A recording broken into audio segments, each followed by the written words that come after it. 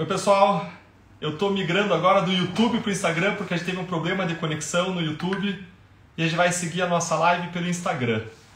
Bem-vindo pessoal, bem-vindo quem está entrando, deixa eu olhar aqui, legal, Michele, bem-vindo, Lindomar, Tilan, Rafael, Eude, Glânio, legal, Rosangel, legal pessoal, legal que vocês estão entrando. Hoje eu quero dar boas-vindas para vocês. Hoje eu estou migrando agora do meu programa das terças e quintas-feiras conectado com o Deltan.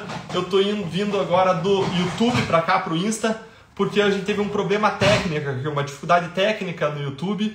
E eu comecei esse programa, esse conectado com o Deltan, porque é uma oportunidade para a gente estar conectado em comunidade de combate à corrupção e de luta por um país mais justo e mais próspero, e para a gente estar analisando juntos assuntos relevantes do país, tá? Então hoje a gente vai fazer uma live sobre a condenação do ex-presidente Lula, que está fazendo aniversário de 5 anos hoje.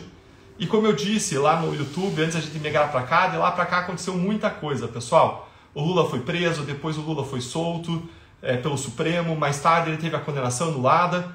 E a questão é, por quais crimes que o Lula foi condenado?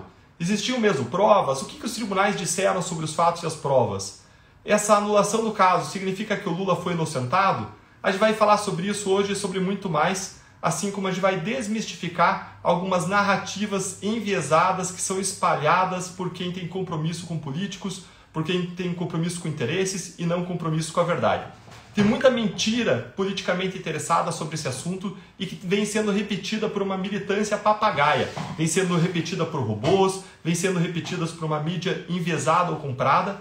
E a gente quer restabelecer a verdade. Isso é super importante, então a gente está fazendo essa live. E se você quer ficar conectado com temas relevantes do momento, ou quer nos ajudar a construir um Brasil mais justo, próspero e melhor, se liga aí, marca na tua agenda, terças e quintas-feiras, às 7 horas, a gente vai estar sempre fazendo lives. Como eu anunciei lá no YouTube, a nossa próxima live vai ser sobre um tema imperdível, que é sobre o ativismo judicial do Supremo Tribunal Federal. A gente vai estar com um convidado super especial, que é o senador Eduardo Girão. Não perca, eu vou explicar para você o que é ativismo. Se você já ouviu falar de ativismo, não sabe o que é, eu vou explicar o que é, com casos, com exemplos. Não perca essa live de quinta-feira sobre ativismo judicial, viu? E eu vou fazer sempre as lives pelo YouTube, pessoal. Aqui está sendo uma exceção, então segue o nosso canal lá no YouTube, não deixa para depois, entra aí, coloca lá no seguir, aperta lá no sininho, porque é lá que a gente vai estar fazendo as lives às terças e quintas-feiras. Legal, pessoal? Então a gente vai falar agora sobre essa condenação do Lula há 5 anos exatamente, que aconteceu em 12 de abril de 2017. Naquele caso que ficou conhecido como ação penal do triplex, mas que na verdade envolvia muito mais do que um triplex. Esse caso envolvia uma condenação de mais de 16 milhões de reais à Petrobras a título de propina, a título de corrupção, que é um valor que, corrigido pelo INPC desde 2010, dá mais de 32 milhões de reais. Mas para entrar nesse caso, que é o caso Lula e depois do triplex, eu quero entender e explicar um pouquinho para você o que foi a Lava Jato, quais os casos que envolveram o Lula. Aí a gente vai falar da cronologia, dos aspectos da ação penal envolvendo o triplex. E para falar de tudo isso, eu quero ressaltar que eu estou fazendo essa live para fazer uma análise jurídica, não é uma análise política, pessoal. O compromisso aqui é com a verdade, é com a justiça e ponto, viu? Toda terça e quinta eu vou trazer assuntos relevantes da semana, e como a gente tem feito uma série de assuntos, de posts sobre num dia como hoje, em que a gente fala o que a Lava Jato estava fazendo 2, 3, 4, 5, 6, 7 anos atrás, quais são os eventos que estão fazendo aniversário nessa data, esse era um dos eventos, então a gente está trazendo esse assunto para explicar e para restabelecer a verdade sobre a condenação de Lula no caso triplex. De novo, essa análise de hoje é uma análise em cima de fatos, é uma análise em cima de provas, é uma análise em cima da lei, que tem compromisso com a verdade e nada além disso. Eu conheci bastante esse caso porque eu trabalhei como coordenador da Lava Jato na Força Tarefa de Procuradores desde 2014 em Curitiba. Isso eu tive nessa posição até perto do encerramento da Lava Jato no final de 2020, e eu também, além disso, trabalhei como procurador por 18 anos, fui professor do processo penal, eu estudo e ensino sobre corrupção há mais de uma década, e é nessa qualidade que eu estou falando sobre esse assunto hoje. E eu estava comentando com o pessoal que estava lá no YouTube que a gente precisa revisitar esse caso e restabelecer a verdade. A verdade sobre a Lava Jato e a verdade sobre Lula. E eu estava comentando lá que Eu vi um site um tempo atrás que tinha por nome A Verdade de Lula. E eu estava falando que não existe esse papo de verdade de Lula, ou verdade da Lava Jato, ou verdade de quem quer que seja. A verdade, gente, é uma só, e a verdade precisa ser restabelecida contra as narrativas tendenciosas, mentirosas, que são repetidas por uma militância de esquerda que em parte quer enganar os outros por conta de um projeto político de poder, e em outra parte foi enganada por um líder e por lideranças do Partido dos Trabalhadores e que fica cego por suas paixões. A gente precisa restabelecer a verdade porque a democracia e a própria liberdade de expressão, elas pressupõem o direito à informação e o direito a uma informação correta. Eu não sou dono da verdade, mas eu sei quem que é o pai da mentira e eu sei quais são os efeitos, as consequências da mentira. A mentira, ela sustenta projetos de poder e a mentira é usada para roubar, para matar e para destruir. Basta olhar lá para a Rússia. O Putin na Rússia está inventando um monte de mentira e narrativa para invadir a Ucrânia e assassinar milhares e milhares de ucranianos, violando a soberania da Ucrânia. Essas mentiras são base para um plano de invasão, de violação de soberania, de assassinato. É um absurdo. E ao mesmo tempo, mentiras e falsas narrativas no contexto da Lava Jato estão sendo usados para derrubar as condenações, para destruir os nossos instrumentos, as ferramentas de combate à corrupção, que são conquistas históricas nossas, da sociedade brasileira. Tudo isso está sendo feito para que corruptos já nunca mais sejam ameaçados no país. Eles querem mandar uma mensagem forte e poderosa para nós. Eles querem mandar a seguinte mensagem: não mexam conosco. Mentiras e falsas narrativas, elas têm sido usadas para defender projetos que adotaram a corrupção e o desvio de dinheiro público como um método de perpetuação de poder. Essa é a grande verdade. E a verdade, ela precisa ser defendida. Nós precisamos defender ela, mesmo que isso desagrade certos políticos e certos partidos políticos. Legal, pessoal. Estou vendo aqui a Liz Manuel. Bacana, pessoal. Mais gente entrando. Tem gente aqui falando que tem pessoas, né, enviesadas, cegas por partidos que não entendem que seus políticos praticaram crimes. Legal, Aline, legal que vocês confiam em nós, vamos trabalhar junto para um país melhor. Isso aí, legal. Continuem mandando aqui as questões de vocês, mandem por favor as dúvidas, as perguntas de vocês, que a gente vai falar sobre as dúvidas sobre esse caso, a condenação do Triplex, ao longo dessa live, tá? Pessoal, a gente não pode cometer os dois erros que as pessoas mais cometem ao falar sobre corrupção e sobre política, que é o erro do amor e que é o erro do ódio. Porque esses dois erros, eles cegam. O amor cega e o ódio cega. A gente não deve ter corruptos de estimação, porque o amor deixa as pessoas cegas para as provas das iniquidades, para as provas dos crimes. As pessoas veem, mas não enxergam. As pessoas escutam, ouvem, mas elas não percebem, elas não entram na cabeça delas. Por outro lado, tem pessoas que ficam cegas por ódio a pessoas ou partidos, quando na verdade no Brasil a corrupção é um problema pluripartidário, é um problema sistêmico aqui no Brasil. E no caso Lula, surgiram várias narrativas mentirosas dentro de uma lógica de atacar policiais, juízes, procuradores, não só a força-tarefa e as pessoas, e a gente precisa desmistificar isso, a gente precisa desmistificar essas mentiras que vêm sendo contadas ao longo dos anos e restabelecer a verdade, restabelecer a história. Não vamos deixar eles reescreverem a história ao seu gosto. E eu quero começar fazendo um resuminho do caso Lava Jato e para entrar nesse caso do Lula, tá? O que foi a Lava Jato? A Lava Jato foi uma grande investigação que surgiu em 2014. Ah, Deltan, os procuradores da Lava Jato foram escolhidos a dedo para processar políticos? Não, gente. Os procuradores da Lava Jato foram trabalhar num caso que não tinha nenhum político, que era um caso de lavagem de dinheiro, um caso envolvendo doleiros. A gente formou uma equipe pensando em qual seria a melhor equipe possível para investigar e processar lavagem de dinheiro envolvendo doleiros, crimes contra o sistema financeiro. Então a gente trouxe gente que tinha formação em Cornell, em Coimbra, em Sevilha, em Harvard, especialistas, procuradores reconhecidos pela sua atuação de todo o país. Formou um time muito especial que se chamou Força Tarefa da Lava Jato em Curitiba. E esse time, ele era preparado, era um time de elite para investigar e processar a lavagem de dinheiro. E esse time acabou descobrindo que a corrupção ia além dos doleiros, que os crimes iam além da lavagem de dinheiro dos doleiros, que os crimes envolviam corrupção na Petrobras. E se chegou à corrupção de Paulo Roberto Costa, e depois na diretoria de abastecimento, e depois a corrupção de Renato Duque na diretoria de serviços, e depois a corrupção de Zelada e de Cerveró na diretoria internacional. E cada diretoria estava escolhida, estava loteada, estava controlada por um diferente partido político. E a gente descobriu que as propinas pagas no Brasil e no exterior, em contas bancárias no Brasil e no exterior, muita coisa documentada, comprovada documentalmente por extratos no exterior, por depósitos fracionados no Brasil, por planilhas e controles.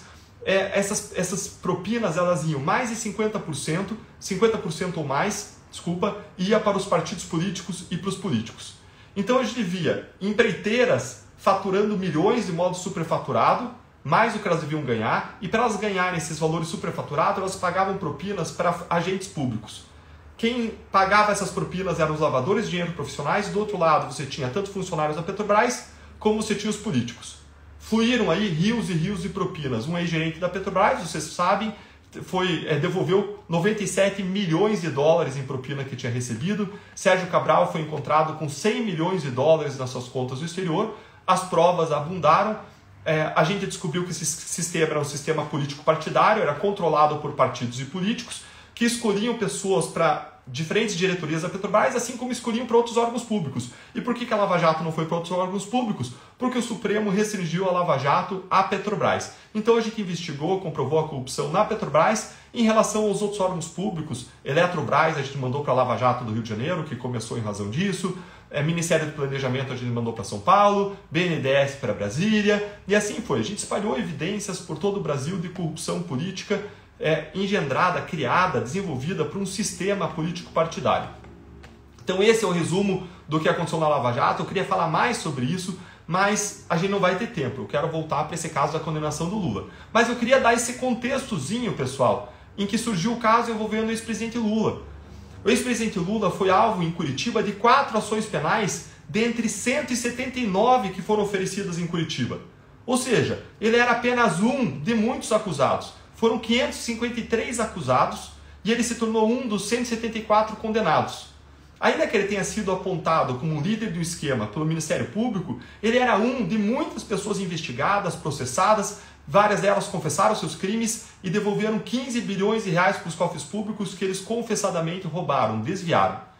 Então, a Lava Jato ela não era sobre Lula. A Lava Jato era sobre corrupção sistêmica. E o ex-presidente Lula ele foi apontado pelo Ministério Público, a partir daquele conjunto de provas e evidências, como o responsável principal por aquele esquema na Petrobras. Em relação ao ex-presidente Lula, a Lava Jato ofereceu 4 acusações que geraram 4 ações penais, ou seja, 4 processos. O primeiro foi o caso do triplex do Guarujá, que gerou uma condenação confirmada na segunda e na terceira instância. O segundo caso foi o caso Sítio de Atibaia, que teve sua condenação confirmada em segunda instância.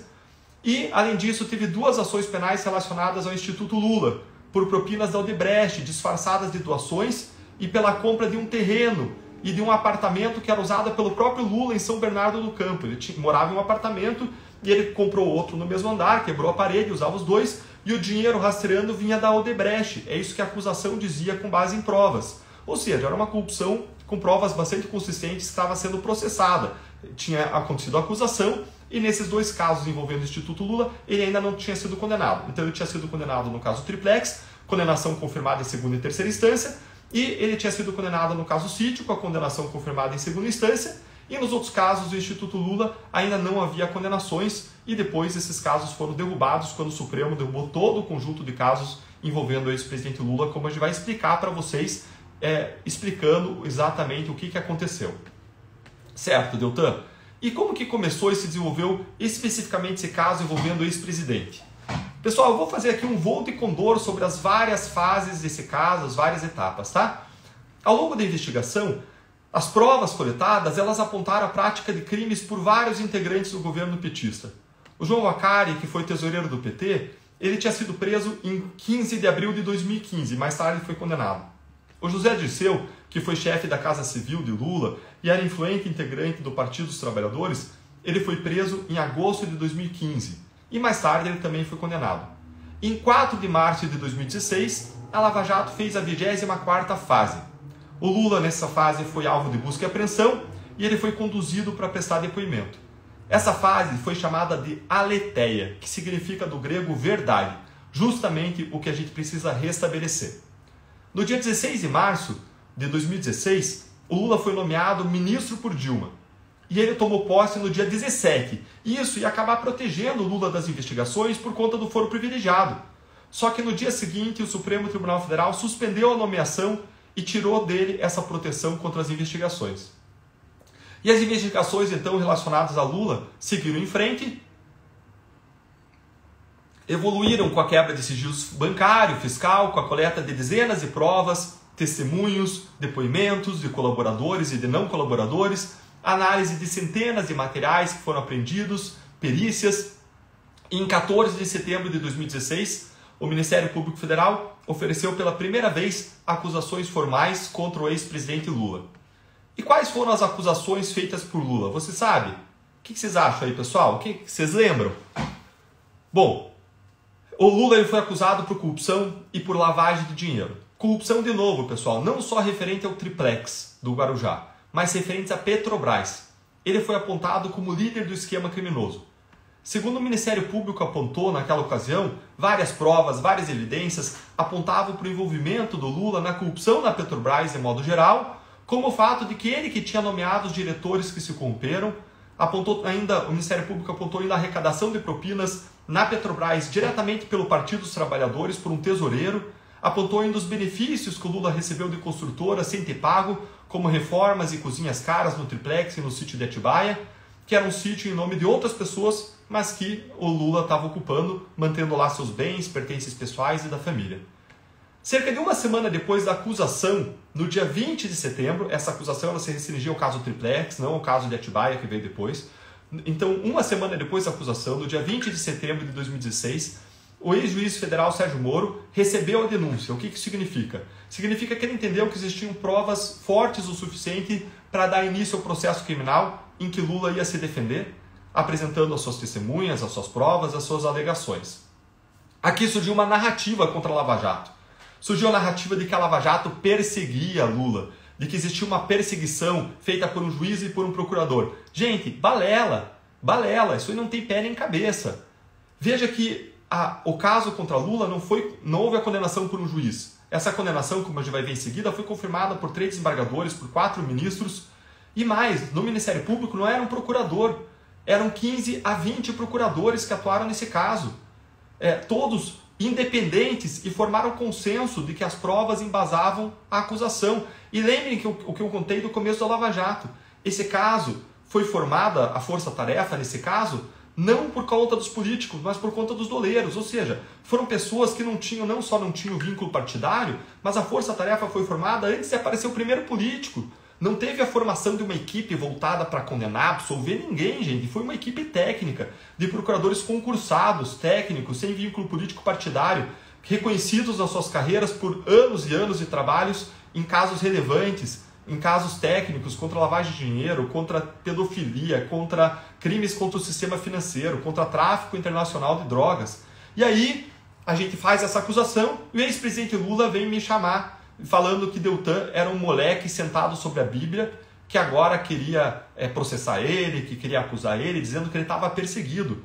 Balela! De novo, essa alegação de perseguição política por pessoas acusadas por corrupção é o que está na página 1 do Manual dos Corruptos ao Redor do Mundo. Eles alegam sempre que estão sendo perseguidos. Não teve perseguição nenhuma, teve um trabalho sério, técnico, competente, de um grande conjunto de agentes públicos e não uma suposta perseguição.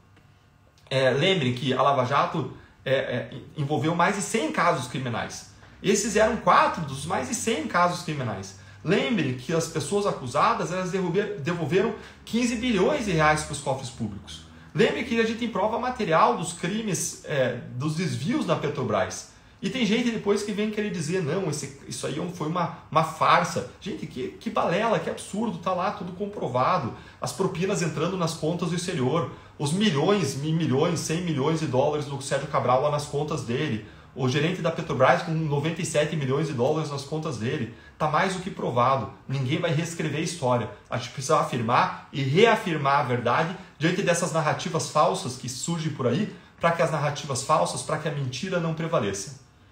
E então, durante o processo que começou quando o juiz Sérgio Moro recebeu a denúncia, durante o processo, no dia 22 de maio de 2017, ou seja, aí alguns meses depois do começo do processo referente ao caso Triplex, a Força-Tarefa da Lava Jato em Curitiba ofereceu a segunda denúncia contra o ex-presidente Lula. Essa segunda denúncia, de novo, por corrupção e por lavagem de dinheiro. Mas agora envolvendo corrupção também na Petrobras, de dezenas de milhões de reais, mas que resultou num benefício concreto, que foram reformas de um sítio, o sítio de Atibaia, e esse caso ficou conhecido como o caso do sítio de Atibaia. Gente, mais uma vez, não se tratava de recebimento só de vantagens por meio de um sítio, não, se tratava da corrupção na Petrobras, ele foi acusado por isso, e mais pelos benefícios recebidos via sítio. O caso do triplex é a mesma coisa, ele não foi acusado e condenado pelo triplex em si, ele foi acusado e condenado pela corrupção da Petrobras com um benefício concreto para ele direto do triplex do Guarujá. Essas foram as acusações e essas foram as condenações. E no dia 12 de julho de 2017, Lula foi condenado a 9 anos e 6 meses de prisão.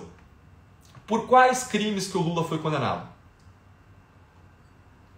Lula foi condenado por corrupção e foi condenado por lavagem de dinheiro. E aqui, se vocês forem pesquisar na imprensa, vocês vão ver que a maior parte dos órgãos de imprensa, ao divulgar essa condenação, errou, se equivocou.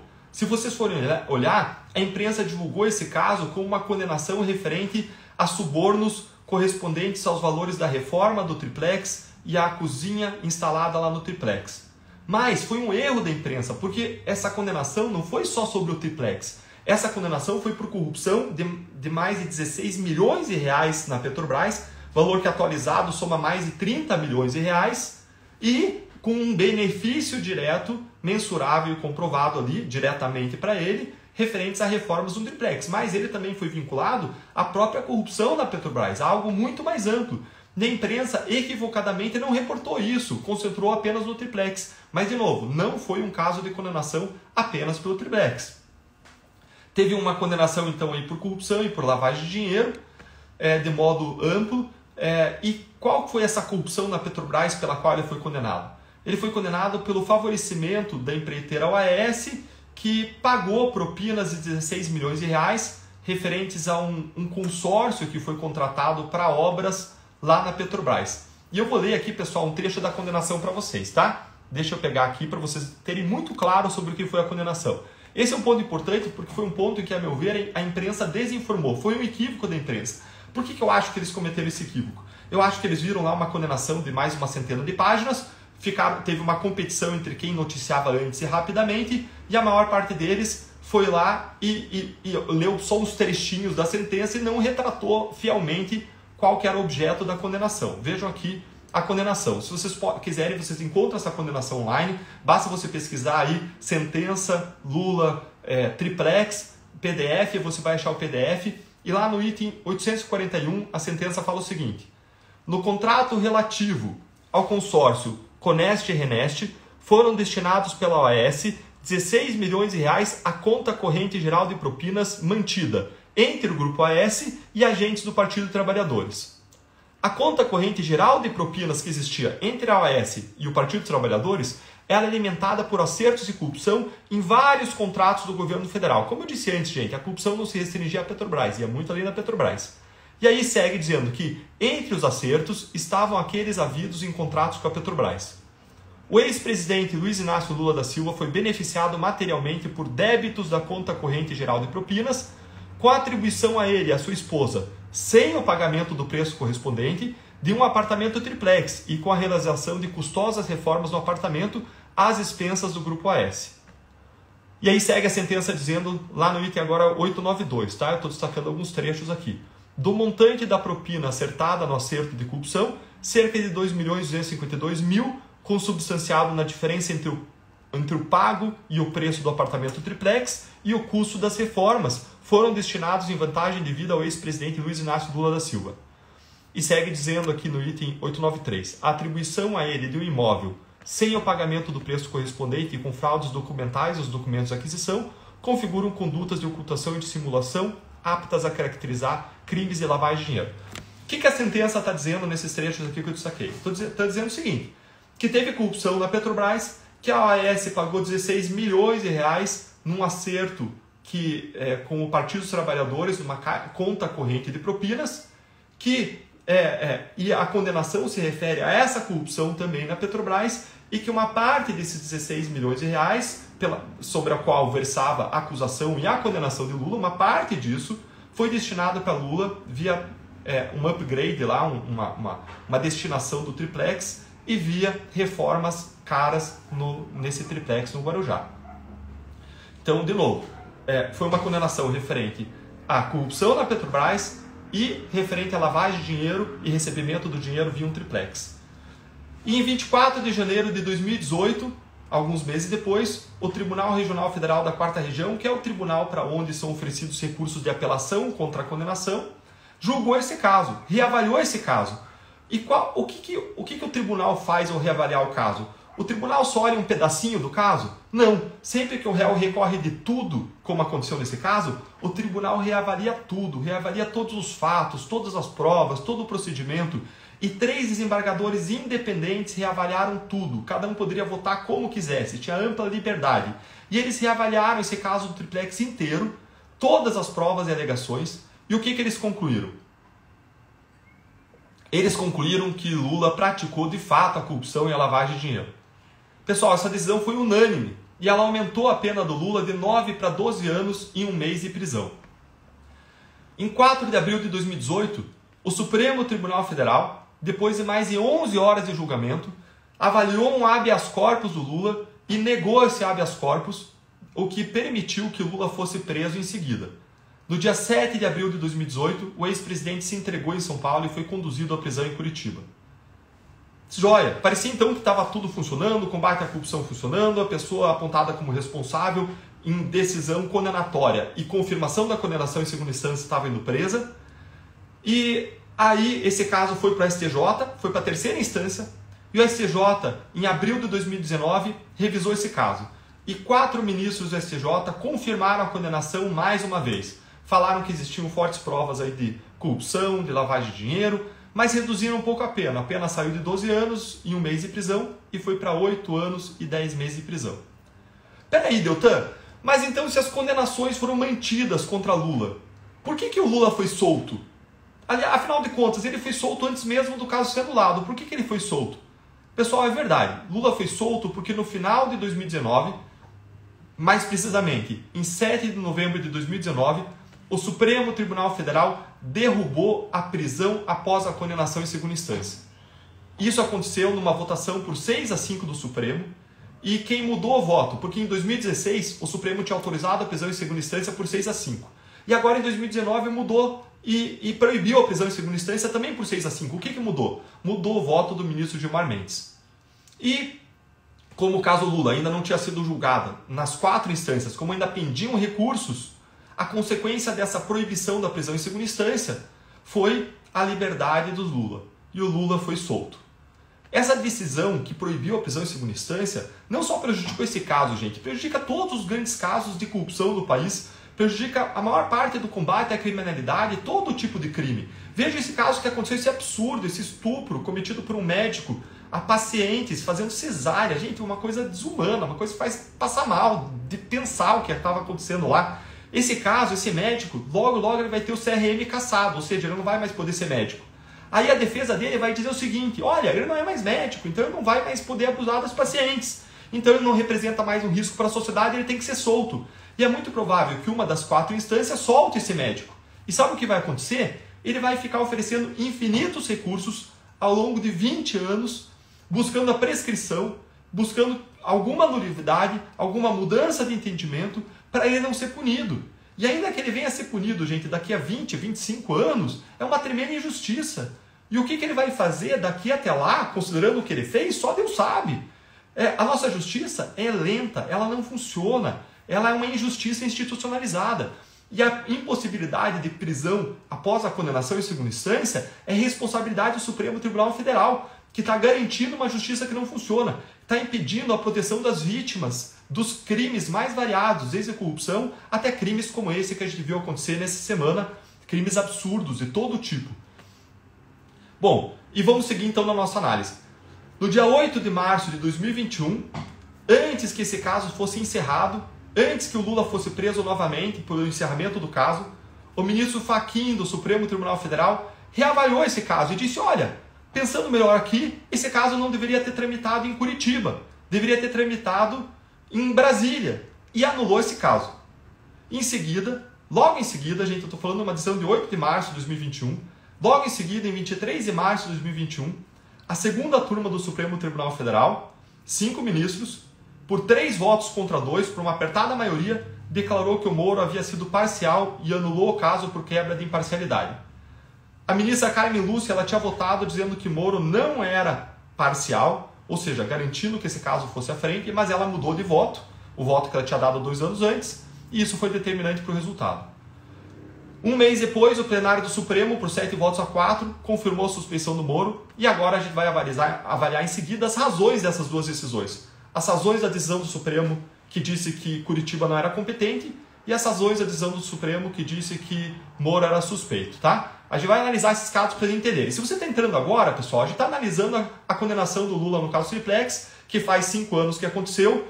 A gente está fazendo uma análise jurídica, não é uma análise política, é uma análise de fatos, provas da lei. A gente está fazendo isso para restabelecer a verdade diante de narrativas que estão surgindo de todos os modos. A gente precisa defender a verdade. Eu não sou dono da verdade, mas como eu disse antes, eu sei quem é o pai da mentira e eu sei que mentira é usada para roubar, para matar e para destruir. E para perpetuar planos, projetos de poder usados para praticar a corrupção e para deturpar o nosso país. A gente precisa restabelecer a verdade. Isso é uma condição para a democracia, é uma condição para a liberdade de informação. Então, se você entrou agora, curte aí o vídeo, espalha, marca alguém no comentário, pessoas que você acha que gostariam de ver esse vídeo, ou que você acha que seria legal que visse esse vídeo. E anota aí que toda terça e quinta eu vou fazer um vídeo no YouTube, um vídeo do Conectado com o Deltan, nosso programa que a gente começou semanal no YouTube, toda terça e quinta comentando sobre fatos da semana, sobre temas relevantes da semana. E eu vou fazer no YouTube. Eu comecei essa live no YouTube, mas a gente tem um problema técnico e a gente migrou para o Instagram. Espero que vocês estejam assistindo bem aí, que esteja funcionando bem. Se vocês... Tem gente aqui perguntando aqui se o Lula pode se candidatar. Pessoal, vai mandando as perguntas que depois a gente vai responder as perguntas que vocês mandarem, tá? Eu quero entender com vocês um pouco melhor essas duas decisões. A que anulou o caso Lula por ser incompetente e a que anulou em razão da suspeição do Moro. E eu quero entender com vocês quais são as consequências dessas decisões. E se ele pode vir a ser condenado de novo, se ele pode vir a ser preso. Teve gente que me perguntou isso ao longo do dia, depois que eu anunciei a live. Bom, e antes de falar dessas duas decisões que derrubaram o caso Lula, tá? Vamos fazer uma pergunta que a gente vê vários petistas fazerem dentro daquela narrativa deles, que é a pergunta: existiam provas para condenação? Gente, essa é uma das narrativas que surgiu ao longo desse caso, é a narrativa de que não existiriam provas contra Lula. É engraçado que no mesmo dia em que foi oferecida a acusação contra o petista, vários perfis de esquerda rapidamente disseminaram a mentira de que os procuradores teriam dito uma frase que seria: não temos prova, mas temos convicção. Essas notícias falsas, elas foram uma mentira deslavada. Basta verificar a entrevista coletiva, basta ainda verificar as notícias que foram divulgadas depois por sites de checagem de fatos e informações. No dia lá da acusação, o que eu falei foi que provas são pedaços da realidade que geram convicção sobre determinado fato. E eu falei ainda que todas as informações e provas analisadas lá naquela ocasião montam um quebra-cabeça que permite formar seguramente a figura de Lula no comando do esquema criminoso identificado na Lava Jato. Essas foram as palavras que eu usei.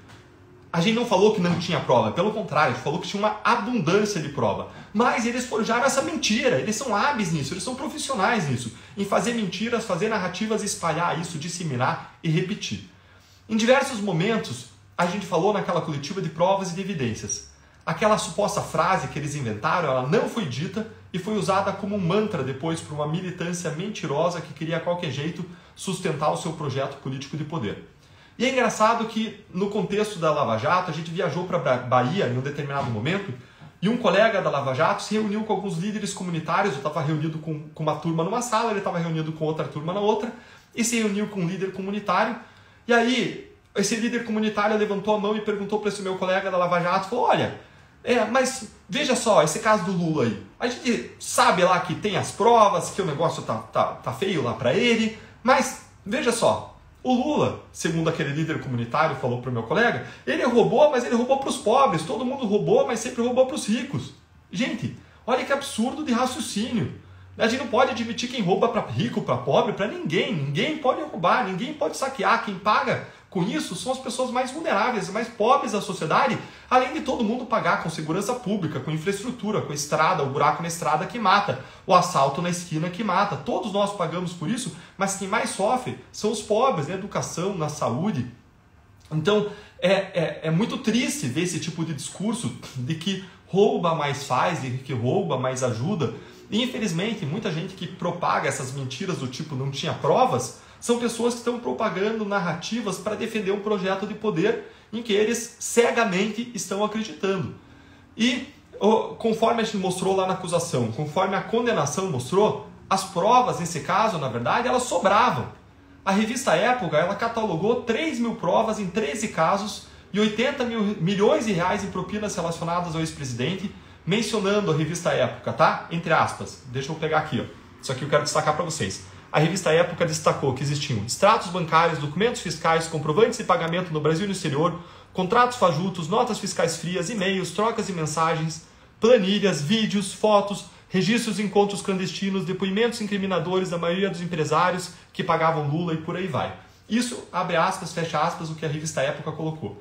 A Gazeta do Povo, eu estou recorrendo a várias análises que tentaram sistematizar para a comunicação, para ficar fácil para o leitor, para as pessoas verem, né, e lerem. A Gazeta do Povo arrolou 18 provas contra Lula no caso Triplex. Gente, tinha uma abundância de provas. O Lula ele declarava ter um imóvel naquele empreendimento Solaris no imposto de renda dele. A esposa dele, então esposa, e o filho Fábio Luiz visitaram o imóvel. Lá foram orientadas reformas a serem feitas. Foram apreendidos registros na Bancop, na OAS, na casa de Lula. E esses registros indicam que ele era dono do imóvel. Executivos da OAS declararam ainda que o triplex estava reservado para o Lula. Teve ainda a contratação da cozinha Kitchens, não só para o triplex, mas também para o sítio de Atibaia, para os dois. E lá no sítio de Atibaia, ele era ocupado pelo próprio Lula.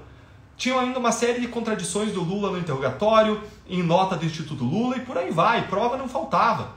Você pode ainda recorrer a uma questão lógica. Pensa o seguinte, pessoal. Faz sentido o Paulo Roberto Costa, que era diretor da Petrobras, obedecer o Vacari, que era tesoureiro do Partido dos Trabalhadores, para que a propina fosse para o Vacari e ele não embolsasse tudo? Faz sentido? Por que o Paulo Roberto Costa obedecia o Vacari, que era um tesoureiro do Partido dos Trabalhadores, que não era superior do Paulo Roberto Costa? Ora, se Paulo Roberto Costa obedecia a Vacari, é porque existia um elo em comum aí, alguém que mandava em Paulo Roberto Costa, que estava coordenando tudo o que estava acontecendo. Isso é o que a acusação apresentou lá atrás, isso são argumentos que foram usados, explicações foram usadas de ordem lógica ao longo desse caso. E mais, se você tem um amigo petista, tá? Que diz assim, não teve corrupção, coloca o seguinte teste prático para ele, muito prático, tá? Vira para o teu amigo e fala o seguinte, meu amigo, liga lá para a OAS, liga para o Odebrecht, que fazem pontes, que fazem estradas, que fazem grandes obras de infraestrutura, e chama elas, pede um orçamento para fazer uma reforma lá no teu apartamento, no teu sítio, e veja o que você vai ouvir. Fala para o teu amigo, fala isso para ele pedir um orçamento de reforma, veja se uma OAS, uma Odebrecht faz reforma em sítio, se faz reforma em apartamento, é claro que não faz. Então, as provas ali existiam muitas provas, essas provas embasaram as condenações na primeira, na segunda e na terceira instância. O BuzzFeed, que é um outro veículo de imprensa, rolou 22 provas usadas para condenar Lula no caso Triplex. E essas provas foram examinadas, gente, por um juiz, depois foram examinadas por 3 desembargadores independentes, mais tarde foram examinadas por 4 ministros independentes, e esses 8 julgadores, eles concluíram de forma unânime que existia prova segura para uma condenação. Gente, nenhum julgador, nem mesmo nem aqueles nomeados por Lula e Dilma, divergiram de que existiam provas para condenação. Eu destaquei aqui uns trechos que eu queria ler para vocês da manifestação do relator desse caso, um desembargador do Tribunal da 4ª Região, da segunda instância, tá? O voto dele, pessoal, tinha 430 páginas, analisando as alegações da defesa, analisando os fatos e analisando as provas, tá? Disse o Gebran, disse ele, me parece extremamente relevante o fato de ter havido uma visita, de terem sido realizados projetos e, posteriormente, ter sido feita a apresentação desses projetos na residência do ex-presidente e da ex-primeira-dama, havendo aprovação. Depois, ainda houve uma segunda visita para verificar as reformas. Fecha aspas. O mesmo desembargador disse o seguinte, vários detalhes vão somando, dando a certeza de que os fatos ocorreram dessa forma. Há prova, acima de uma dúvida razoável, de que a unidade Triplex estava sim destinada ao ex-presidente como vantagem, apesar de não formalmente transferida porque sobreveio a Operação Lava Jato e com ela a prisão dos empreiteiros envolvidos, entre eles o José Aldemário lá da OAS. Pessoal, o revisor, o desembargador que revisou esse caso, que reanalisou tudo lá no Tribunal de Apelação, no Tribunal da 4ª Região, que é o desembargador federal Leandro Paulsen, ele não só acompanhou integralmente o voto do relator, que era o desembargador Gebran, mas fez um destaque ainda que eu quero ler para vocês, tá? Abre aspas aqui, ó. Não trata de pequenos desvios de conduta, de fragilidades morais, de sutil deterioração de costumes, não. Estamos tratando de uma revelação de uma criminalidade organizada, envolvendo a própria estrutura do Estado brasileiro, com prejuízo inequívoco às suas perspectivas de amadurecimento, de crescimento e de desenvolvimento. O fato de se tratar de alguém processado por maus feitos praticados quando do exercício da presidência é um elemento relevantíssimo a ser considerado. E ele disse ainda, é inequívoco o vínculo de causalidade entre a conduta do ex-presidente Lula e os crimes praticados. Luiz Inácio agiu pessoalmente para tanto, bancando quedas de braço com o Conselho da Petrobras, forte na condição de presidente da República, fecha aspas.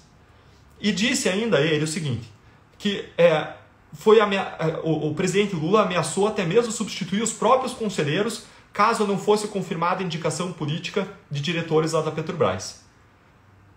Esse desembargador ele ainda disse que existem elementos, ou seja, provas, ele quer dizer aqui, elementos de prova de sobra que demonstram que Lula concorreu para os crimes de modo livre e consciente, que concorreu para viabilizá-los e para perpetuá-los. Não se trata simplesmente de sua superioridade hierárquica enquanto presidente, mas do uso que fez desse poder. Então, pessoal, esses casos, as provas, estão lá para quem quer ver. Basta a pessoa entrar, analisar a sentença, analisar o acórdão dos desembargadores no Tribunal de Apelação, analisar a decisão do Superior Tribunal de Justiça, que vai ver lá, tudo escrito, tudo detalhado, tudo analisado. Tudo analisado pelos tribunais. E, de novo, eu não estou aqui nem fazendo juízo de valor. Eu estou simplesmente retratando o que está nos processos, o que está nas condenações, o que está nas... Eu não estou julgando ninguém aqui, eu não estou avaliando, eu dizendo o cara fez, não fez. Eu estou retratando o que as condenações, o que as acusações falaram, tá? E agora vamos examinar as decisões que anularam esse caso Lula e que anularam por incompetência e por suspeição. A primeira decisão anulou esse caso dizendo que não era competente a Justiça de Curitiba, mas quem deveria ter julgado Lula deveria ter sido a Justiça de Brasília. Mas, pessoal, vamos pensar. Se o caso do ex-presidente Lula tivesse sido julgado em Brasília, ele também teria sido anulado. Olha que absurdo. Por quê? Porque o Superior Tribunal de Justiça, que é a terceira instância, julgou esse caso dizendo que quem era competente era Curitiba e não Brasília. Então, a gente julgou esse caso em Curitiba. Investigou, processou e os juízes, desembargadores, né, a linha recursal partiu de Curitiba. E o STJ disse realmente era Curitiba. Se esse caso tivesse tramitado em Brasília, o STJ ia ter anulado, porque ia dizer que era Curitiba. Aí a gente tramitou onde o STJ disse que teria que ter tramitado. Aí esse caso chega ao Supremo e esse caso é anulado. Anulado porque, segundo o Supremo, deveria ter tramitado em Brasília. Então, de todo modo, esse caso seria anulado. Veja o absurdo, o modo como funciona de modo absurdo o nosso sistema de justiça. O nosso sistema de justiça é um jogo de perde-perde para a sociedade. É um jogo em que não tem como a gente ganhar. E se o STJ, se esse caso tivesse tramitado em Brasília, o STJ tivesse decidido que o lugar certo era Curitiba, o Ministério Público não podia nem recorrer para o Supremo, porque não existe recurso para o Ministério Público contra a decisão que concede habeas corpus. Então, se a gente tivesse tramitado esse caso em Brasília, ele ia ter sido anulado primeiro para o STJ, que ia mandar para Curitiba, aí esse caso ia tramitar em Curitiba, a defesa ia entrar com outros habeas corpus que iam chegar ao Supremo e ia ser anulado uma segunda vez. E uma coisa complicadora para esse tipo de caso, em casos complexos que envolvem corrupção, lavagem de dinheiro, os fatos praticados são usualmente praticados em diferentes lugares. Isso permite construir argumentos que justificam a competência de diferentes lugares e mesmo de diferentes ramos da justiça. E aí você cria argumentos para diferentes lados e você tem 4 tribunais, 4 instâncias no Brasil, o único lugar do mundo com 4 instâncias, e basta uma das instâncias discordar que o Ministério Público perde o caso e não tem recurso para o tribunal seguinte. O nosso sistema é uma máquina de moer processos, é uma máquina de moer investigações. Ele é todo cheio de irracionalidade. E assim que foi que o caso Lula foi anulado por incompetência. E é interessante observar ainda que teve ministros lá do Supremo Tribunal Federal que disseram que não seria nem Brasília competente, disseram que seria São Paulo. Isso mais uma vez mostra como em matéria de competência, de conexão, cabe argumento para tudo quanto é lado. E que a disfuncionalidade do nosso sistema de justiça, a insegurança jurídica, acaba com esses casos. Como que a gente poderia resolver isso? O Supremo Tribunal Federal poderia colocar alguns parâmetros. Poderia dizer que você não anula casos por questão de competência, a não ser quando existe um vício grosseiro, um erro grosseiro, uma má-fé dos agentes públicos, mas fora disso, questões de competência não deveriam anular operações e grandes casos criminais. Essa é uma coisa que precisaria mudar. A gente tem que caminhar muito ainda para ter um sistema de justiça ruim, porque o nosso é horrível. Para a gente ter um sistema ruim, a gente precisa caminhar muito.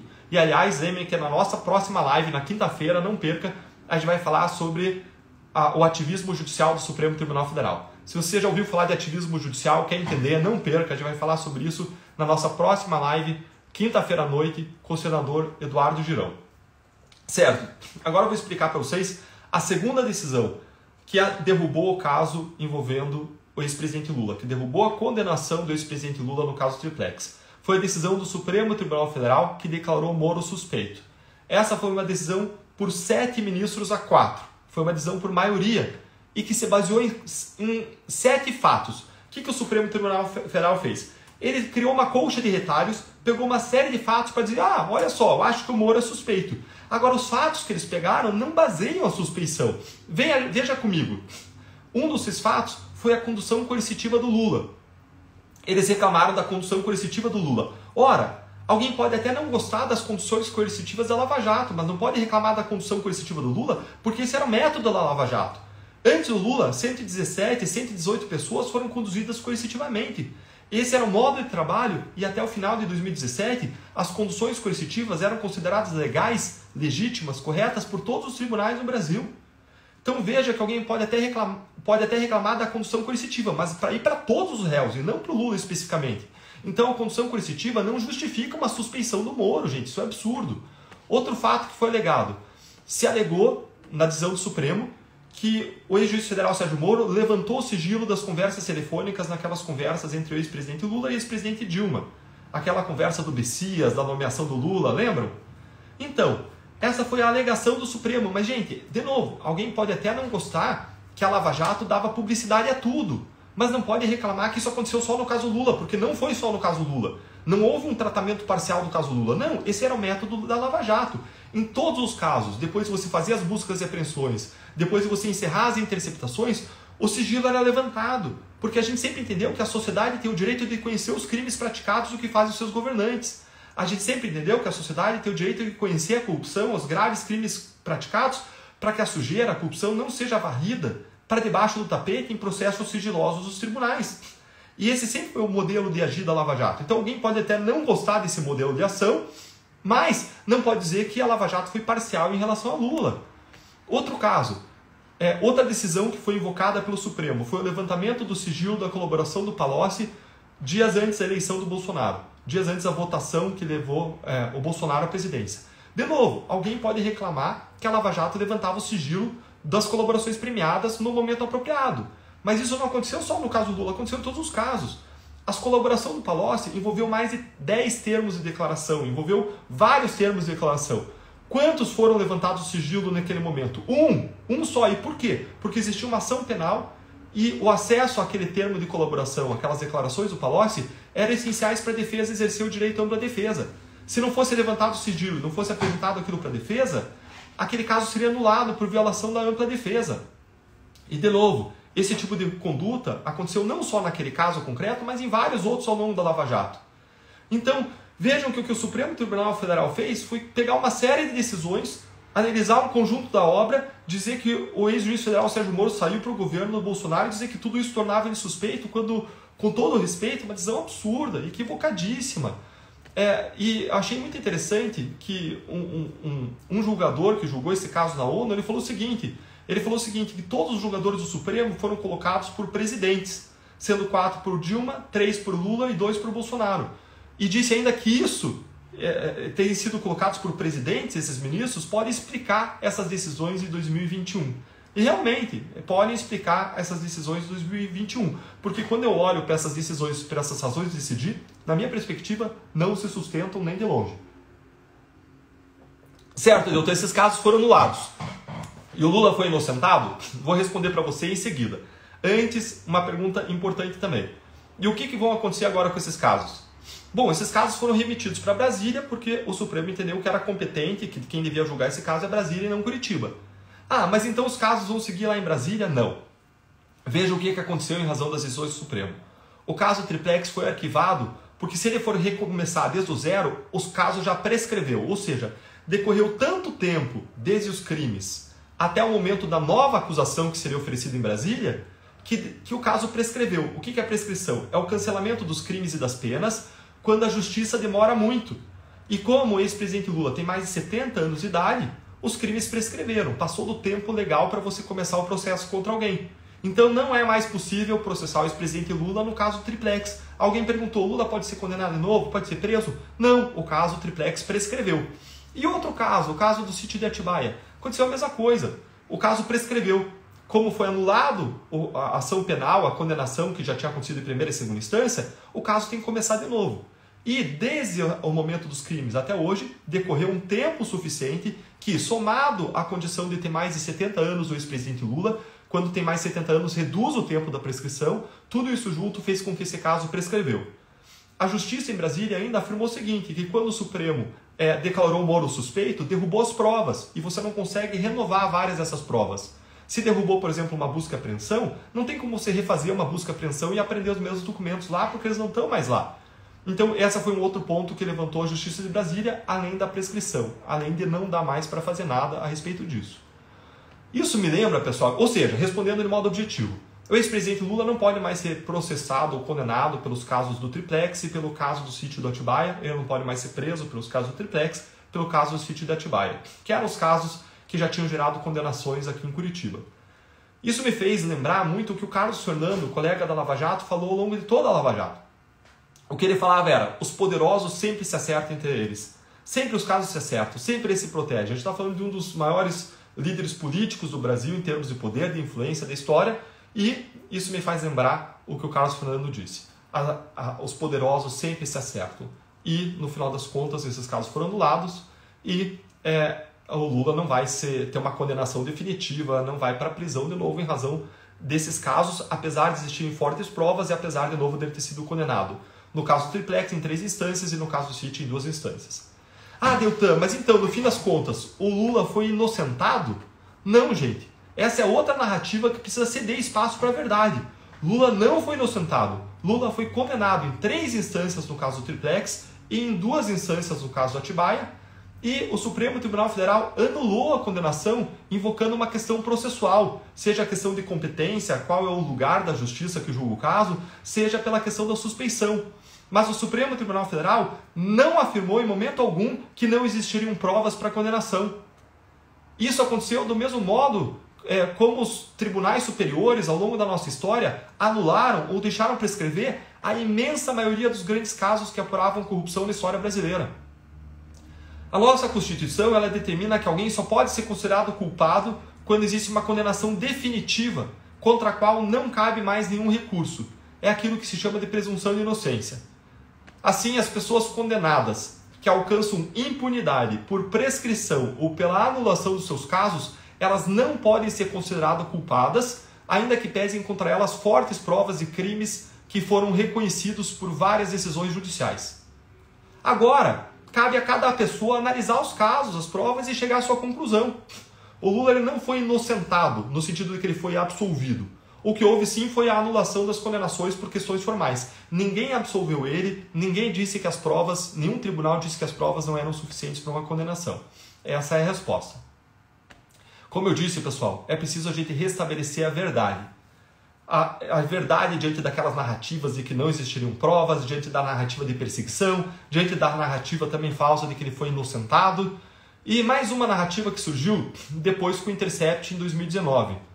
Uma narrativa que surgiu foi de que existiria um conluio entre o juiz do caso e o Ministério Público para condenar os réus. Gente, isso aí é balela. Basta você ver que o ex-juiz federal Sérgio Moro absolveu mais de 20% dos réus acusados pelo Ministério Público.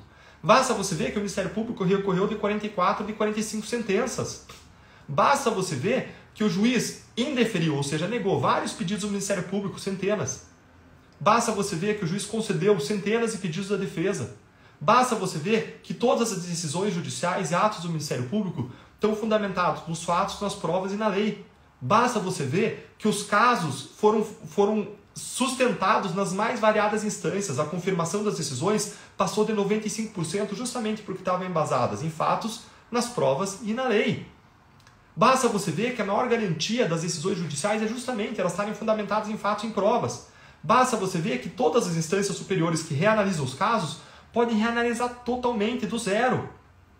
Ou seja, essa atuação se deu por um Ministério Público e um Judiciário independentes, não só entre si, mas também em relação às diferentes instâncias que atuaram nesses casos. Uma narrativa que surgiu foi de que o juiz teria indicado uma testemunha no caso Lula. Gente, balela, isso é mentira, mentira. Essa suposta pessoa que foi indicada pelo Intercept, como se tivesse sido indicada, sequer foi testemunha nas ações penais. E se o juiz tivesse indicado uma pessoa para ser ouvida na investigação, essa é a obrigação do juiz, ele tem que mandar para o Ministério Público, não cabe ao juiz fazer a investigação. Se chega a informação, ele tem que encaminhar para o Ministério Público. Isso é desconhecimento, ou no mínimo, isso é no mínimo desconhecimento, ou isso é má fé. O que a gente viu depois em episódios mais recentes do Intercept, no caso Mari Ferrer, no caso mais recente agora daquele estupro que o Intercept apontou de uma menina de 11 anos, é que o Intercept ele omite nas suas publicações dados essenciais para entender os casos dentro da sua militância. Nesse caso recente em relação ao estupro, em razão da militância abortista do Intercept, eles omitiram dados essenciais para a compreensão do caso e condenaram a repulsa social a uma juíza, de modo absolutamente injusto. O que a gente viu nessas publicações do Intercept foram, nas palavras de um procurador de justiça de São Paulo, fofoca querendo bancar de escândalo, publicações enviesadas, fatiadas, informações selecionadas. Tanto que aquelas informações, supostamente, que o Intercept trouxe à tona, elas não foram usadas para anular os casos, e bastaria os advogados olharem essas informações e irem lá olhar os casos, porque tudo que a gente faz é documentado em atos, em processos. Então, se tivesse alguma das ilegalidades supostamente lá invocadas por Intercept, os casos estariam sendo anulados por isso, mas não são, não estão sendo. Por que o Supremo está anulando os casos? O Supremo está mudando a regra do jogo e anulando os casos. Fora esse caso do Lula que eu expliquei para vocês, o Supremo está anulando os casos porque ele mudou a regra do jogo de qual é a justiça competente para julgar a corrupção política, se é a justiça federal ou a justiça eleitoral. Mudou da federal para eleitoral e agora está revisando os casos para derrubar os casos. É outro absurdo que está acontecendo. Um único caso, do caso Intercept, que foi investigado a fundo pelo Superior Tribunal de Justiça para verificar se os ministros do STJ teriam sido investigados, como narraram essas publicações desse caso conhecido como Intercept, o STJ foi a fundo e concluiu que a matéria, que a notícia do Intercept, era mentirosa. Essa foi a conclusão do STJ. O STJ disse lá com todas as letras que oficiou lá a Receita, fez as suas diligências investigatórias, e a conclusão é de que a história publicada era uma mentira, que não tinha tido investigação indevida dos procuradores da Lava Jato sobre ministros do STJ. Ou seja, a gente vê uma série de narrativas e mentiras sendo repetidas por pessoas com interesses políticos, partidários, e a gente precisa restabelecer a verdade. Esse caso Lava Jato, e particularmente esse caso Lula, foi um dos casos mais difíceis de trabalhar na minha vida. Foi um caso difícil porque nós, procuradores, os juízes, as pessoas, nós que trabalhamos no sistema de justiça, a gente está acostumado a trabalhar num caso e se você perde, você não tem uma perda pessoal. Você não vai ser atacado por você perder um caso. Você faz o seu trabalho e se um tribunal acaba anulando, derrubando, deixando o caso prescrever, você perde, mas como parte da sociedade brasileira, como um dos cidadãos. Quem perde é a sociedade, mas você não perde, não traz consequências pessoais. Mas nesse caso concreto, o sistema tentou retalhar de todo jeito contra nós. De todo jeito. Inventaram falsas acusações contra procuradores, contra policiais da Lava Jato, contra o ex-juiz federal Sérgio Moro. Uma série de mentiras que eles inventavam toda hora. Eles estão acostumados nesse jogo político a mentir. Eles mentiam aí contra nós. E eles têm uma série de blogs comprados, blogs mal intencionados e má fé, que replicavam essas mentiras. Eles faziam representações toda hora na corregedoria. Tinha dia que, em vez de eu ficar trabalhando nas investigações e processos, eu passava o dia respondendo a reclamações da corregedoria feitas por deputados do Partido dos Trabalhadores. Tudo aquilo gerava um clima contra nós, e mais do que isso, eles não só faziam as representações, mas essas pessoas, esses deputados, senadores, eles têm influência na escolha de quem está lá no Conselho Nacional do Ministério Público. Eles têm influência em quem nos julga. Eles têm influência no Supremo Tribunal de Justiça, no Supremo Tribunal Federal. Então, essas pessoas ainda influenciam quem vai ser ou não promovido no futuro governo do STJ para o STF.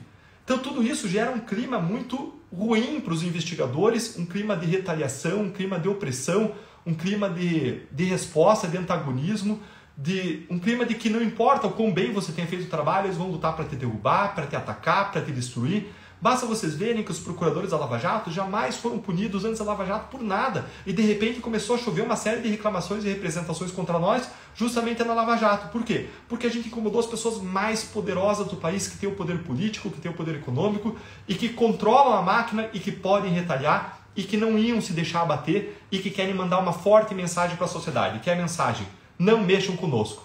É essa a mensagem que eles querem passar para nós. Não mexam conosco. Nunca mais ninguém ouse combater a grande corrupção e os grandes corruptos.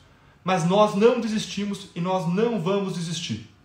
Além de tudo isso, a gente enfrentou até ações judiciais contra nós. E, aliás, relacionado a esse caso do Triplex, às vezes as pessoas perguntam: Deltan, por que o STJ te condenou a indenizar Lula? Então veja o que aconteceu. O ex-presidente Lula, que foi condenado em 3 instâncias por provas de corrupção e lavagem, ele foi condenado e depois ele teve a condenação anulada e saiu impune. Nem pagar pelos crimes teve que pagar, nem a condenação pecuniária, nem devolver o dinheiro que, segundo as condenações, ele deveria devolver. E aí o procurador que atuou no combate à corrupção, esse foi condenado a indenizar Lula. Que? Como isso? O Lula entrou com uma ação de indenização contra mim em razão daquela apresentação do PowerPoint quando a gente apresentou a acusação do caso Lula. Aquilo que a gente fez apresentando aquele PowerPoint com as evidências em relação ao Lula, a gente fez em relação a várias outras pessoas antes daquele caso, em relação às fases anteriores da Lava Jato. A gente, de novo, simplesmente seguiu o padrão da Lava Jato, apresentando as evidências, os fatos, as informações, e o Lula entrou com aquela ação de indenização descabida.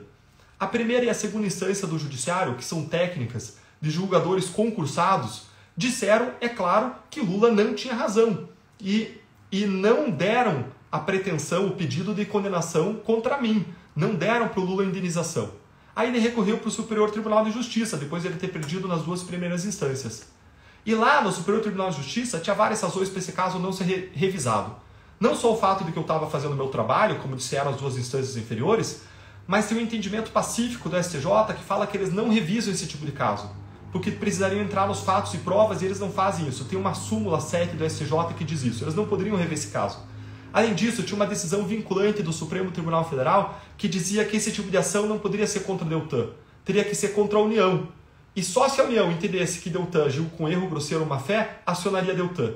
Mas a própria União Federal já tinha vários pareceres dizendo que Deltan fez o trabalho e agiu corretamente. Ou seja, o STJ não tinha como me condenar. Mas o que aconteceu?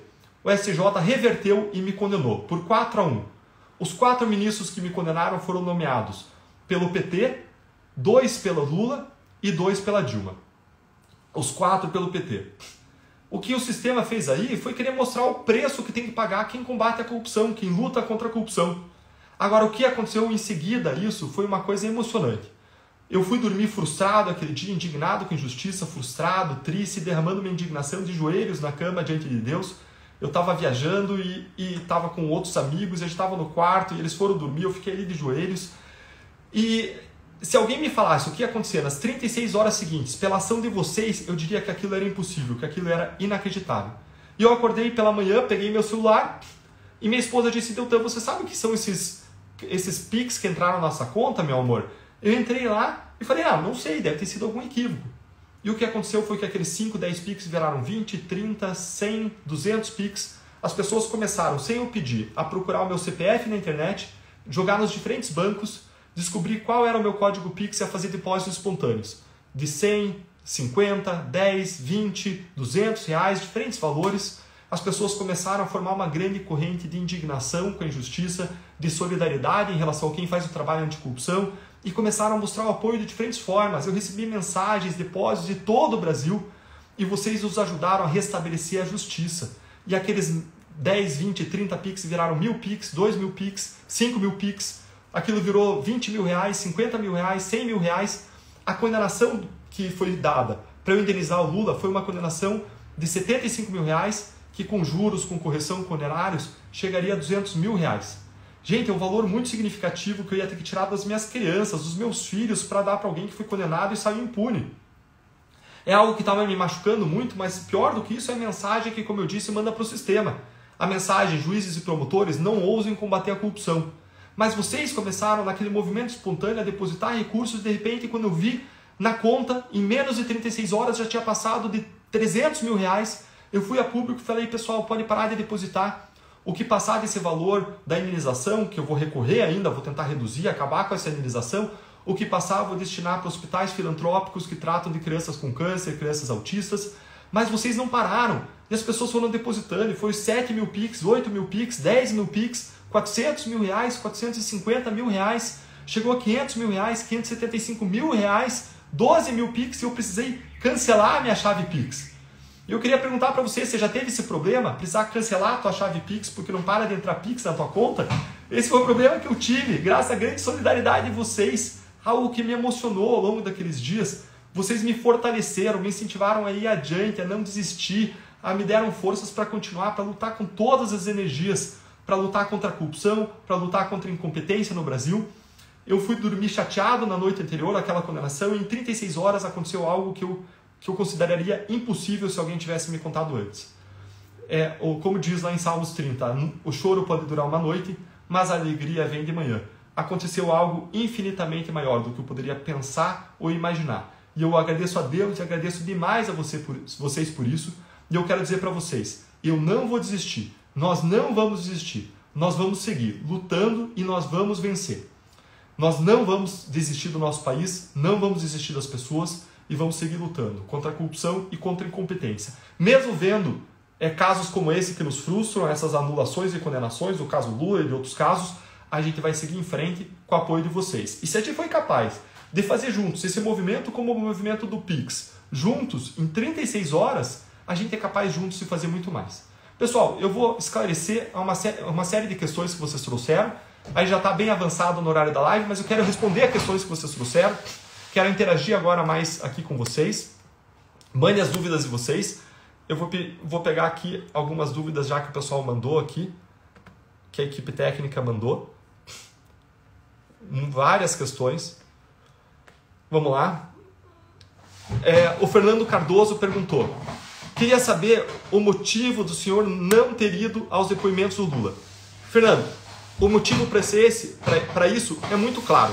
O Lula, ele queria pessoalizar. Ele inventou a narrativa de que ele estava sendo perseguido por um procurador. E a gente adotou a seguinte estratégia. A gente quis deixar muito claro, mostrar que não era um procurador. Era um time de 15 a 20 procuradores que assinaram em conjunto, que todos eram independentes, mas que tiveram consenso, de forma unânime, entenderam que deveriam oferecer aquela acusação. Por isso, as pessoas que iam para as audiências se revezavam. Diferentes pessoas foram. Carlos Fernando, Júlio, Robertson foram. Januário. Várias pessoas foram para as audiências para mostrar que era um time, que era uma equipe. E para quebrar um pouco dessa narrativa dele, que buscava pessoalizar e dizer que ele estava sendo perseguido politicamente. Legal. Ana Maria aqui perguntou: a anulação do processo por incompetência implica a absolvição do réu? Não, Ana Maria. A anulação do caso por incompetência não significa a absolvição. Simplesmente derruba a condenação. Mas ninguém disse que ele é inocente. Ninguém disse que não tem provas para condenação. Uma absolvição acontece quando o juiz, o tribunal, diz que não tem provas suficientes para condenação, ou quando diz que a pessoa é inocente, ou que não tem provas suficientes para condenar aquela pessoa. Isso é uma absolvição. O que acontece quando existe uma anulação do caso não é uma absolvição. É simplesmente se acaba por uma questão formal com aquela condenação. Dizendo, por exemplo, que a justiça que deveria ter julgado não é a justiça de Curitiba, mas a de Brasília. Mas não invalidou as provas, não disse que as provas não eram suficientes, que não eram fortes, que não eram claras. Isso tudo não aconteceu, como eu te disse. Legal. A Babi Martins fez uma pergunta aqui que eu acho que eu respondi já para vocês, que é: o Lula pode ser preso de novo? Pode ser preso em outra investigação por outros fatos, como eu disse, em relação ao caso do sítio de Atibaia, em relação ao caso do Triplex, depois das anulações pelo Supremo. Esses casos foram mandados para Brasília e foram arquivados porque prescreveram. Porque com a anulação das condenações, passou tanto tempo desde os crimes até uma nova eventual acusação, que acontece aquilo que eu chamo na justiça, no direito de prescrição. uma espécie de cancelamento dos crimes e das penas. Legal. O John Smith perguntou aqui, o senhor estava no interrogatório do Lula em Curitiba na época da primeira condenação? Não, John, eu não estava pela razão que eu expliquei agora há pouco na pergunta aqui do Fernando, tá? A gente buscou mostrar que era um time, uma equipe e evitou a pessoalização, porque ele falava, aquele garoto do PowerPoint sentado numa Bíblia, o maior preconceito religioso embutido nessa visão típica, né, de algumas pessoas da esquerda, de um preconceito religioso, um garoto sentado na Bíblia. Então a gente queria desmistificar isso um pouco, mostrar que era uma equipe, mostrar que era um grande time.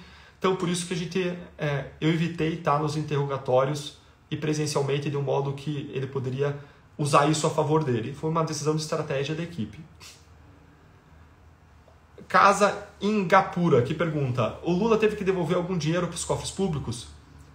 Olha só, o Lula foi condenado a devolver, só no primeiro caso do Triplex, 16 milhões de reais para os cofres públicos, só pelo dano causado, sem falar na multa, mas como as condenações foram derrubadas, foram anuladas, ele não teve que devolver, ele está saindo imune, está saindo sem qualquer consequência em razão das acusações, em razão dos graves fatos que, segundo as acusações e as condenações, foram praticados. Legal. Neo2F aqui pergunta o que precisa ser feito para o Lula voltar à prisão. Como eu expliquei, nesses casos não é mais possível em razão das anulações e dos casos terem prescrito, de ter demorado tanto, né, que agora não é mais possível se processar, o que se torna ainda mais difícil pelo fato de que Lula tinha mais de 70 anos de idade e quando tem mais de 70 anos o prazo de prescrição cai pela metade. Então se o Estado teria, 12 anos para fazer uma acusação, o Estado passa a ter só 6 anos para fazer uma acusação. E, como os crimes tinham acontecido lá em 2010, até no máximo em 2014, daí para trás, não tinha mais como você processar esses crimes a partir de 2020, 2021. A Michele Klingoelfus pergunta, Michele, me perdoe se eu tô lendo o teu nome errado aqui, tá? Ela pergunta aqui, por que é tão difícil combater os corruptos poderosos no Brasil? Michele, é tão difícil porque existe um ciclo de impunidade. A impunidade ela é feita para proteger os parlamentares que são lá no Congresso Nacional, 1/3 investigados ou processados por corrupção, por improbidade e por outros crimes. Então, enquanto a gente não tiver um Congresso Nacional melhor, eles vão sempre deixar as brechas na lei para eles escaparem da justiça, escaparem da ação da justiça. Nós somos o único país do mundo com 4 instâncias de julgamento. Nós somos o único lugar que, se você perder no habeas corpus uma dessas 4 instâncias, se alguma instância decide em favor do réu, a gente não pode nem recorrer para uma instância superior. Tem as brechas da prescrição, as brechas das nulidades, tem as brechas dessas anulações como essas que a gente viu por questões de incompetência, que o Supremo agora está expandindo para outros casos da Lava Jato. Então a gente tem uma série de brechas na lei. Enquanto a gente tem um Congresso altamente corrupto, investigado, processado por crimes, a gente não vai conseguir mudar essa realidade. Então veja que não só a corrupção, não só a impunidade alimenta a corrupção, porque quando as pessoas saem impunes, elas continuam a praticar crimes, elas são incentivadas a praticar crimes, porque o crime passa a compensar. Então não só a impunidade alimenta a corrupção, mas a grande corrupção política do Congresso também alimenta a impunidade, porque quando você tem uma grande corrupção, não interessa ao Congresso Nacional acabar com a corrupção, não interessa ao Congresso Nacional acabar com a impunidade. Como que a gente resolve esse problema? Eu não vejo outra solução se não for a gente colocar no Congresso Nacional mais de 200 deputados e senadores que tenham compromisso com o combate à corrupção e com outras causas importantes para a sociedade, como a preparação política e a redução e extinção do fundo eleitoral. E a sociedade civil se mobilizou para isso. Então, se você não conhece ainda o movimento 200+, entra aí no movimento 200mais.com. É um projeto da sociedade que o objetivo é organizar a gente para a gente conseguir aquilo que a gente quer, que é colocar no Congresso pessoas efetivamente comprometidas com o combate à corrupção, com o fim do foro privilegiado, com a prisão em segunda instância e com outras causas muito importantes para a sociedade. Então não deixa de conhecer, pessoal, entra lá, 200 você escreve com número, tá? 200, mais você escreve por extenso, 200, aí mais mais.com, entra lá, assina, participa e escolhe um parlamentar que vai aparecer nesse site, que são parlamentares que passaram pelos filtros, que assinaram declarações, compromissos e que vão estar comprometidos com a mudança desse estado de impunidade geral em relação aos grandes corruptos. Pessoal, tem outras questões aqui.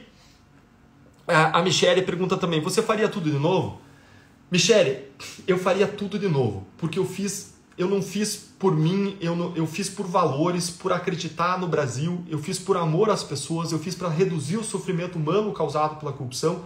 E essa é uma questão de valores, é a coisa certa a fazer, independentemente do resultado. A gente jamais desistiria de lutar pelas pessoas que a gente mais ama na nossa vida, independentemente do resultado, porque simplesmente lutar por essas pessoas, lutar para reduzir o sofrimento humano, lutar pelo país, amar o país é algo que tem valor em si. Então eu faria assim tudo de novo. Outras perguntas aqui. O Alisson pergunta aqui, como resolver o conflito entre presunção de inocência e prisão em segunda instância? Nossa, Alisson, essa é uma resposta longa, de modo muito curto. O objetivo da presunção de inocência, que existe em vários países do mundo, não é fazer com que a pessoa não seja presa antes do final do processo, como acontece no Brasil. Não. O objetivo da presunção de inocência é garantir que a pessoa só seja presa depois de um julgamento em que a acusação tem o ônus da prova, em que a acusação tem a responsabilidade de apresentar o caso e de apresentar as provas. Isso você já tem na primeira instância e se confirma na segunda. Por isso que em vários países que têm presunção de inocência, o réu vai preso depois da primeira ou da segunda instância. Só no Brasil que a gente tem essa aberração que você tem que esperar as 4 instâncias de julgamento. Se você fizer uma leitura da Constituição de modo contextualizado, lendo a presunção de inocência junto com o princípio da eficiência, da justiça, o que é básico, você vai ler que você pode sim prender as pessoas antes do trânsito em julgado. Essa, aliás, era a leitura do próprio Supremo Tribunal Federal, que é o guardião da Constituição, até 2019, e foi, até 2009, ele sempre entendeu assim, depois proibiu em 2009 e voltou a permitir a prisão em segunda instância em 2016. Aí permitiu entre 2016 e 2019, e aí o ministro Gilmar Mendes muda o voto e a prisão em segunda instância passa a ser proibida de novo em 2019. Então, o próprio Supremo e vários ministros estão lá, entendem que essa é impossível, é uma questão de entendimento. Agora, se o Supremo assim entende e decidiu por maioria, quem que tem que mudar essa realidade? É o Congresso. Basta passar uma proposta de emenda à Constituição, mudando as regras, dizendo que o processo transita em julgado em segunda instância e não na quarta instância, e você muda a regra do jogo e você permite de novo a prisão das pessoas em segunda instância. Mas por que o Congresso não faz isso? Porque não quer. Todo brasileiro quer, mas o Congresso não quer. Por que não quer? Porque tem um monte de gente investigada e processada por crime, por corrupção, por uma série de violações lá. E como que você muda essa realidade? Mudando o Congresso. Não tem outra solução. Se você quiser saber mais sobre isso, Alisson, eu tenho um curso, que é o curso Entenda a Corrupção, é um curso educacional em que eu aproveito a tecnologia para ter um ambiente de sala de aula diretamente com vocês, alunos, pessoas que nos seguem. A gente teve lá vários alunos que estão no nosso curso. Entra lá na minha página, deltandalagnol.com.br. Lá tem uma aba de cursos. Dá uma olhadinha lá, acho que você vai gostar. Se você quiser entender mais sobre tudo isso que a gente falou aqui hoje, várias outras informações, o que é competência, o que é incompetência, o que é corrupção, o que é crime de colarinho branco, quais são as causas da corrupção no Brasil, como as diferentes teorias explicam a corrupção, as teorias comportamental, a teoria da análise racional, a teoria de Chicago da análise econômica. Se você quiser entender por que o STF garante impunidade, por que o foro privilegiado garante impunidade, por que os casos prescrevem e quais são os modos da gente mudar esse estágio de corrupção, tudo isso eu explico em detalhes no ambiente de sala de aula, com materiais de apoio lá no nosso curso Entenda a Corrupção. Então dá uma olhadinha lá, confere, eu tenho certeza que vocês vão gostar. Legal, pessoal. Eu vou dar uma olhadinha aqui mais em algumas perguntas aqui que vocês estão mandando aqui diretamente nos comentários, tá? Boa, Felipe, isso aí, Deltan, entra nesse sistema e destrua esses corruptos. Felipe, é exatamente isso que a gente quer fazer, entrar no sistema e mudar de dentro para fora. Porque o que a gente descobriu?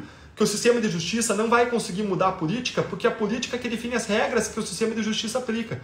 Então, se a gente quer mudar o Supremo Tribunal Federal, inclusive aqui, como o Neno aqui está colocando, o Neno Freitas, se a gente quer mudar o Supremo, a gente tem que mudar o Congresso. Por quê? Porque o Congresso que faz as regras do jogo, porque é o Senado que fiscaliza o Supremo Tribunal Federal, porque é o Congresso que muda as regras que o Supremo aplica e porque é o Congresso que muda as regras de ingresso no Supremo Tribunal Federal. Então, se a gente quer mudar o país, a gente precisa necessariamente mudar o Congresso Nacional, pessoal. E é isso que a gente quer fazer. É isso que a gente quer fazer. Legal, Mônica. Bacana estar com vocês. Vou aqui ver se tem mais alguma questão. Pessoal, a gente já está alongado na live. Vou ver mais uma ou duas questões e a gente vai encerrar, tá? Legal.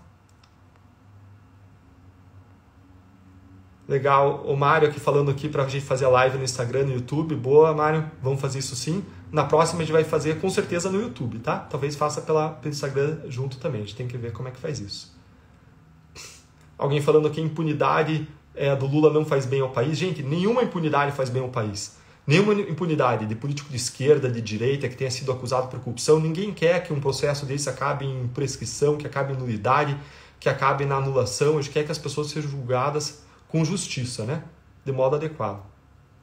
Legal. O Luca, ele colocou, Deltan, estou lendo um livro que diz que os acordos de relação não deveriam ter sido feitos com o MP, e sim com a AGU, CGU, PGR, assim como funciona. Lucas, acordos de colaboração premiada, por lei, eles podem ser feitos com o Ministério Público e com os delegados de polícia, tá? Você deve ter visto acordos de leniência, que são acordos com empresa. Nós fizemos a Lava Jato de modo inovador e depois a AGU, a AGU e a Controladoria Geral da União fizeram. Mas fizeram anos depois. E se a gente não tivesse feito no Ministério Público, a gente simplesmente não teria Lava Jato. E a lei permite hoje que o Ministério Público faça acordos de leniência em relação a penas de improbidade administrativa e foi construído o entendimento na época de que o Ministério Público sim podia, e isso foi apoiado pelos diferentes tribunais, pelas diferentes instâncias, e isso permitiu a gente recuperar bilhões e revelar provas muito consistentes de corrupção. Deixa eu ver aqui, pessoal, se tem mais alguma questão. Pessoal indignado aqui, existe um conluio de safados, existe sim um conluio de pessoas corruptas, poderosas, estão na política há muito tempo, mas tem pessoas também corretas lá que precisam ser valorizadas, tá? Pessoas corretas que precisam ser valorizadas, incentivadas. Agora, o maior poder que a gente tem, pessoal, para mudar essa realidade é o voto. É o voto a cada 4 anos. E se a gente quer mudar essa realidade, a gente precisa alegar o André aqui presente, André de Londrina, passou aqui, André, não estou mais achando, mas que legal que você está com a gente, tá?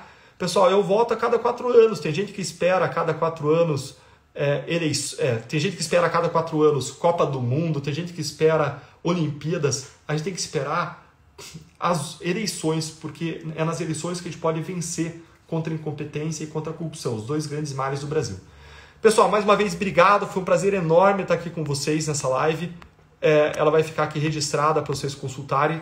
E não esqueçam, próxima live, quinta-feira, lá no nosso canal do YouTube, a gente vai falar sobre o ativismo judicial, sobre o ativismo judicial do Supremo Tribunal Federal, sobre abusos do Supremo Tribunal Federal. Se você quer conhecer esse tema, não falta, quinta-feira que vem, às 7 da noite, eu vou estar com o senador Eduardo Girão, e é bom que ele tenha imunidade parlamentar, ele pode falar à vontade, né? Eu acho que eu vou ficar quieto nessa live, vou ficar só escutando, para deixar ele falar, ele que tem imunidade, apesar de que imunidade parlamentar, recentemente, não significa mais muita coisa, né? Como a gente viu no caso do Nelson Silveira, que é um absurdo também.